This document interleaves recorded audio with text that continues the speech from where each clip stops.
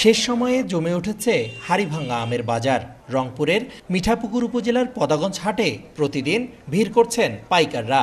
দেশের একমাত্র জিআই ট্যাগপ্রাপ্ত আম হিসেবে হাড়িভাঙ্গার চাহিদা বরাবরই বেশি। তবে চলতি মৌসুমে জুনের প্রচণ্ড গরমে আগেভাগেই পেকে গেছে আম।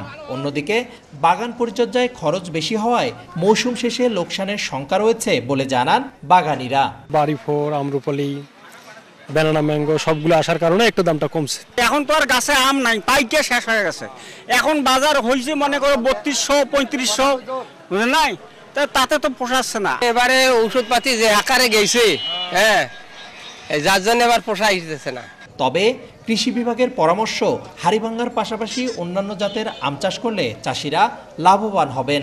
শুধু হাড়িভাঙ্গার উপর নির্ভরশীল না থেকে যে জাতগুলো রপ্তানিযোগ্য সেগুলো আপনি পাশাপাশি আবাদ করেন। এবং আমাদের বেশ কিছু চাষি কিন্তু তারা কনভার্ট করেছে, হাড়িভাঙ্গাও আছে তাদের, এবং সেখানে আপনার আম্রপলি, ব্যানানা ম্যাঙ্গো, আপনার বাড়িয়াম ফোর, এগুলো তারা চাষ করতেছে এবং তারা কিন্তু বেশ লাভবান। চলতি মৌসুমে রংপুর জেলায় 1915 হেক্টর জমির বাগানে হাড়িভাঙ্গা আমের উৎপাদন হয়েছে প্রায় 30,000 মেট্রিক টন। রিদওয়ান হিমেল, সময় সংবাদ, রংপুর।